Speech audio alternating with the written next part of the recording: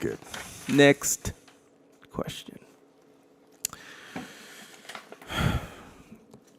Jocko,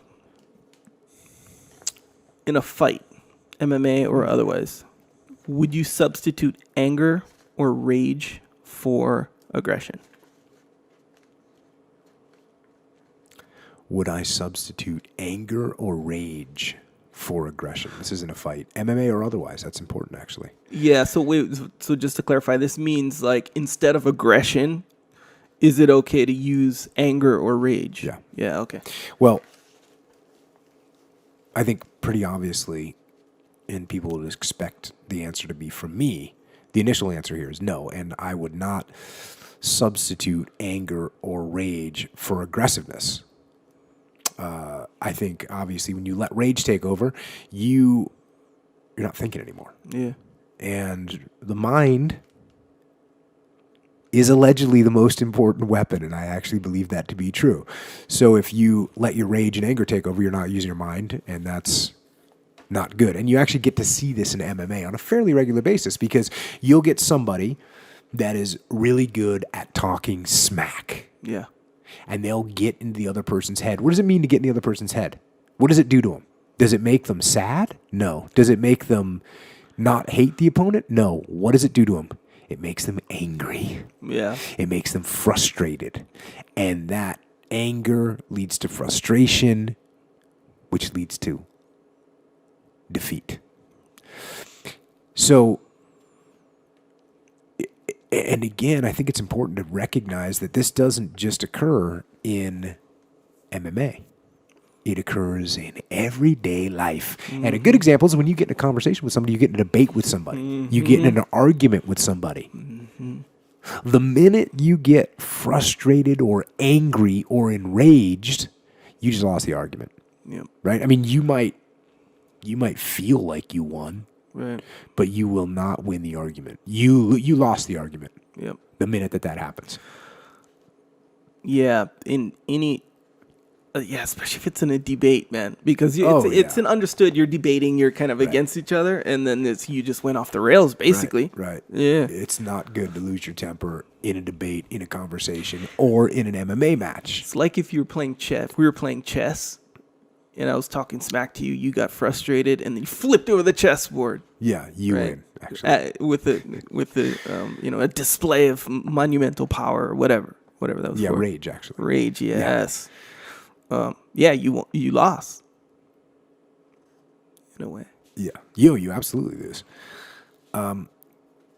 So, I talk about this all the time. Is that the rule is you never let your emotion get in control. So you don't let anger or rage overwhelm your little brain. Now, here's the other side of that coin. Here's the dichotomy, and I don't think you can even argue against this. Because that's a pretty sound argument, right? I mean, what we just said. I mean, we've seen it. We know for a fact. But rules are made to be broken. There are times when emotion can increase performance. Yeah. Right? There absolutely are. And I remember when I was a kid growing up, the Soviet Union was still just hardcore communist. And when I would watch like the Olympics, they would be like machines, the Soviets, with no emotions. And I thought, man, those guys are badass. I wanted to be like that. And it often brought them victories. But I heard a quote when I was a kid, and I actually looked for it because I wanted to bring it up, but I couldn't find it. But it was something along the lines of this, and that was that the Soviet athletes perform better in practice, but the Americans perform better in the stadium. So the Americans, and that's not a universal statement, and there's plenty of examples of the Russians beating Americans and whatever, but there's also examples of where the Americans, with their emotion and their fire, were able to beat these Russians. And I mean, the greatest example would be the Miracle on Ice in Lake Placid, New York in 1980, which is, that was a bunch of college kids that were fired up to beat the hardened Russian professional hockey team. Yeah. And it's because, they kind of trained their emotions out of it. And there's a great time to have your emotions trained out of it. There's a great time where you're like, you know what? I'm not going to let my emotions play into this. Mm-hmm. I heard something about Tiger Woods and his golf game, and he's not thinking about, the broad statement is when he's hitting a shot in golf, he's not thinking about the last shot, and he's not thinking about the next shot. He's just thinking about that shot right there. Mm-hmm. So there's no emotional of whether he's ahead or behind or nothing else. He just is there on that one shot. So I think that, I think that people, Americans is the example I used, but I think that people in general can use your emotion to your advantage sometimes, but it does take control and it takes direction. And also, I think it's important to remember that it doesn't take long for that extra fire of anger to go from making you stronger and faster to making you slower and weaker, both mentally and physically. So you can get that burst. Mm-hmm. And, you see this in fighting all the time where people punch themselves out. They go level 7 rage and they start swinging for the fences. Or even excitement, even. Yeah, or excitement. They think they got the guy in the hurt locker. They come, they bring the thunder they get emotional. Yep. And I think on the mat, when you get a guy that loses his temper, when somebody loses their temper with me on the mat, it's just a matter of time. Like I just go, okay, cool. He's got 3 minutes left because he's going to be done. So, you've got to stay calm. Now, a couple situations that I've seen or been a participant in, and I'm pretty sure, I was trying to remember this for sure, but I was cornering Jeremy Stevens. And if you don't know who Jeremy Stevens is, Little Heathen MMA, awesome guy, stud fighter.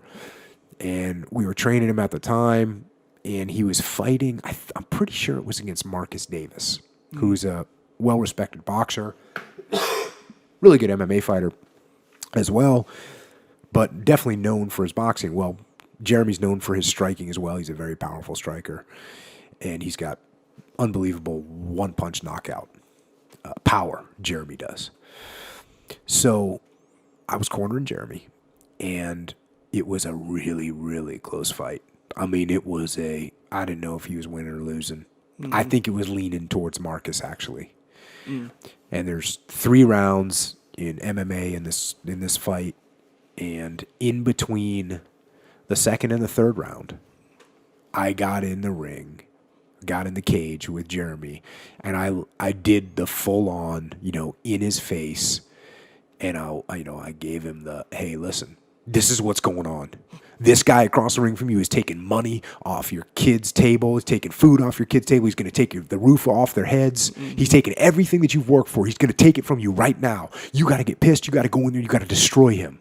And I gave him a fired up speech like that. And you could see it switch in his eyes. Mm. He realized, he went into a rage of, I need to kill this guy. Yeah. And he came out that round and knocked him out. Yeah, I remember that. And that's one. I'll tell you another one I saw. It was the same. So it was Carlos Condit versus Rory McDonald. And this was the first time they fought. I'm pretty sure it was in Canada. I was there. I forget who I was cornering, but I was there. And I was done with cornering whoever I was cornering. And I want to say it was Peter Sabota I was cornering. I think it was up in Canada. But so Carlos Condit versus Rory McDonald, and Carlos, who's the veteran, is going up against the kid. Rory McDonald was he was an unknown, but he was definitely the younger. I think he was 20 years old. Just a kid. No offense, Rory, but he was young. You know what I mean? Badass, but young. And Carlos was the vet. You know what I mean? He was a veteran, grown man with a wife and kids, and man, Rory was getting the better of him. It was in front of Rory's hometown. Well, I don't know if it was his hometown, but it was in Canada. Mm. And so the crowd was absolutely supporting Rory. At least I'm pretty sure I remember this right. I'm sorry if I don't. But it seemed like the crowd was on the side of Rory McDonald. So in between, so I'm just watching the fight, but I had snaked some really good seats, so I had a really good view. By the way, when I go to UFC, thanks Dana White and the rest of the crew, like I sneak into some awesome seats after I get done cornering people, so thank you. So I was sitting, in the second row or some phenomenal seat that I'd snuck into.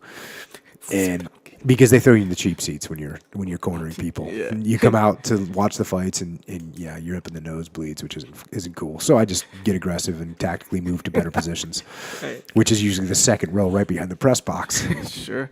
So I'm sitting down there and I'm watching the fight, and Greg Jackson is cornering Carlos Condit. Now, if you don't know anything about Greg Jackson, he's a pretty zen-like guy, and I've actually going way back in the day,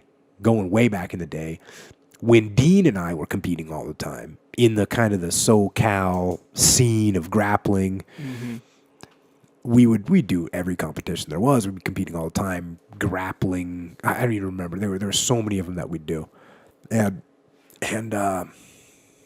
Greg Jackson would bring guys out to fight, to compete.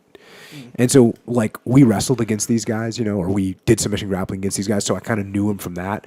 And then, surprisingly, one time when the UFC was in San Diego, I was at work at the SEAL teams, and someone called and said, hey, there's a guy from the UFC here. Do you want to give him a tour of, he wants a tour. The UFC set up a tour of the SEAL teams. They want to show him around. Like the facility The there? facilities, the whatever, show him some guns, just the gear, whatever. So I show up and it's Greg Jackson. And, we kind of had a little bit of a recognition. But anyways, Greg Jackson, and, you kind of hear this stuff about Greg Jackson all the time, that he's this really nice guy and that he's super mellow and that he's really humble. Mm-hmm. Well, it's all freaking true. He's a super nice guy. He's super humble. He's just a fantastic guy.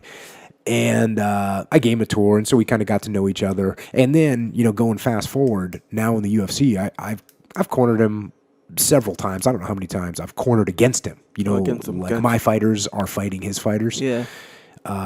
And like I said, he's a really mellow and a zen-like guy. If you watch him in the corners of his fights, he's always like that, just very steady. And hey, this is what you need to do. You need to watch out for this or whatever. Mm-hmm.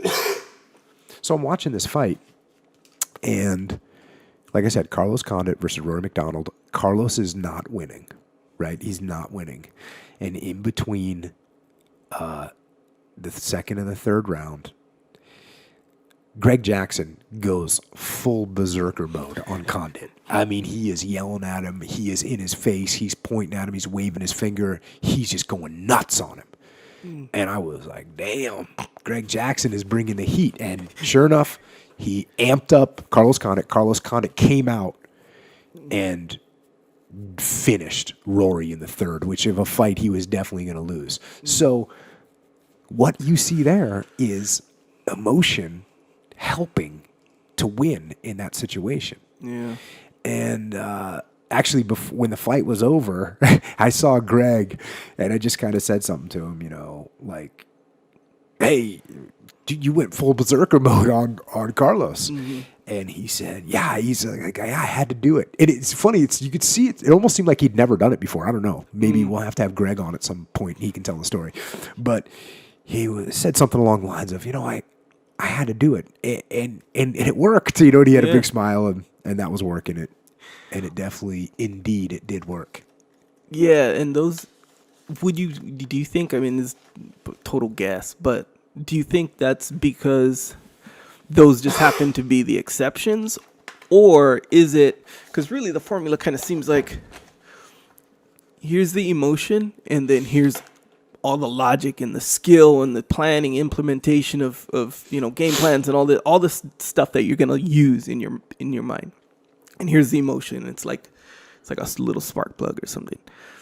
And then, sure, the emotion can go up, but the skill got to go up proportionately. And once you start to do this, when the emotion takes over, that's when you're going to fail or people are going to take advantage. But so I think there's a sweet spot in there where for moments in time, emotion and even borderlining on rage, which I think rage is a little bit strong because I think rage, you lose your clarity. But anger, Yeah. Which is, you can still have some clarity of what you're doing, right? Mm-hmm. So if I think you can actually, that can be utilized appropriately at the right times. And I think these times, like I talked about with Jeremy, I had to provoke some anger out of him. Yeah. I had to provoke, and it absolutely helped him. He was going to lose that fight. Yeah. And it's the same thing with Carlos. Carlos was absolutely going to lose that fight if he didn't do something different. If he didn't, it's like hitting a turbo button. It's like hitting a nitrous oxide, right? Yeah. It's not gonna. It's like hitting the nitrous oxide blower. It's only going to get you. It's only going to make you go hard for another. Yeah. What is it? Another 2 minutes, or well, without nitrous oxide, it's not very long at all. second or But two. but with anger, it can make you go for another. Whatever. Maybe it's 2 minutes. And this is something else. Have you ever missed like a heavy single? Like okay, you're lifting, you're deadlifting, or you're doing power cleans or something, and you miss a heavy signal? No, I never have. Yeah, But you've never missed, I've of course. heard. So this is another easy way to prove it. Man, I miss a heavy signal sometimes, and sometimes I just get angry. Yeah, it's true. It's And I just have absolutely to bring the anger. Yeah. And I start getting fired up, and I start thinking about things that make me angry. Yeah. And I get over to that bar and I rip that thing off the floor like I hate it. Yeah. See, And it absolutely makes me stronger in that moment. So that's probably adrenaline. And that's probably the same thing that pumped into Marcus's or into Jeremy's head. It's probably the same thing that pumped into Carlos's head. But it's crazy because despite getting punched, despite getting beaten, despite having someone, trying to destroy you in front of a large crowd of people, none of that was able to spark the adrenaline as much as some kind of a tap into the emotional portion of your mind to bring out just enough rage to get out there and get that job done once and for all. Yeah, and that's really the key there. Just enough rage, especially when you're talking about something that requires technique. When you say lifting, you're like power clean, for example. And I remember it was in college, and I was going for my 1 rep max. And you fail a couple of times, but for the sake of saving time and stuff, they only give you 3 times. Well, in my case, they were like, you have to get it 3 times. So the first time I'd gotten all of them. I was pretty solid at power cleans at that time. So I was getting all of them. And then I got to that point, and I didn't get it. It was 300. It was 300. I weighed 185 at the time. 298. Are you looking for props right there? Yeah. Okay, we'll give you numbers props to on Echo, you. everybody. Props to Echo.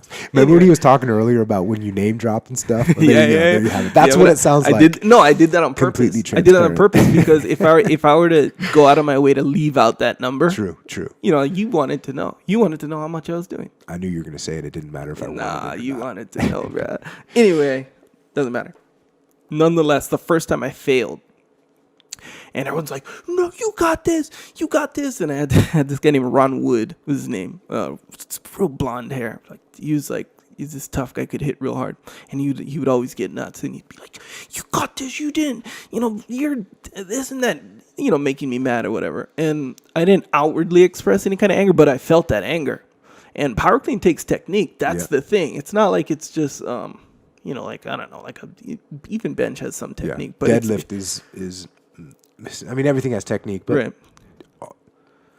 Power clean takes a little bit more technique than other lifts. Yes. Yeah. So it was just the perfect amount of rage, and that's going to depend on what kind of person you are. Like Jeremy Stevens, you could tell just even the way he trains, he uses some rage in there. As opposed to Rory McDonald, for example, seemingly, I don't know, I don't watch him train all the time or nothing, but it seems like he's super methodical. And rage or anger or whatever isn't as much of a part as someone like Jeremy his Stevens. fight with Robbie Lawler. Yeah. Oh my God. Crazy. Raw. Yeah. What crazy. Yeah, man. Yeah, Rory's nuts, man. He's the way they train up there at TriStar. I spent like the weekend, or it was like half a week or whatever, with them, with Faraz and Rory. And Faraz has this head. You know how guys will hold mitts? I'm sure they hold mitts and stuff, but he has this head that you hit the head instead of the mitts. I was like, well, it seems like, oh, that's not that, like, it seems kind of obvious. So I never seen no one do that. And it made way more sense because Yeah. I've hit mitts before. And then when you go to spar, it's like, it's kind of weird. You got to get used to the difference between hitting mitts and hitting someone's head. So I thought, man, that's fucking clever, man. These guys are smart up here in Canada. Yeah, respect to those guys. I mean, I respect all the guys that get in the UFC and fight, man. It's awesome to watch. And that Lawler McDonald fight was just insane. Yeah. It was insane. Yeah. You should watch that fight if you haven't. Anyone that hasn't watched that fight, go watch that fight. If you want to see a couple of warriors just bringing it all and leaving it all right there in the cage, go watch that fight. So, did you get the power clean?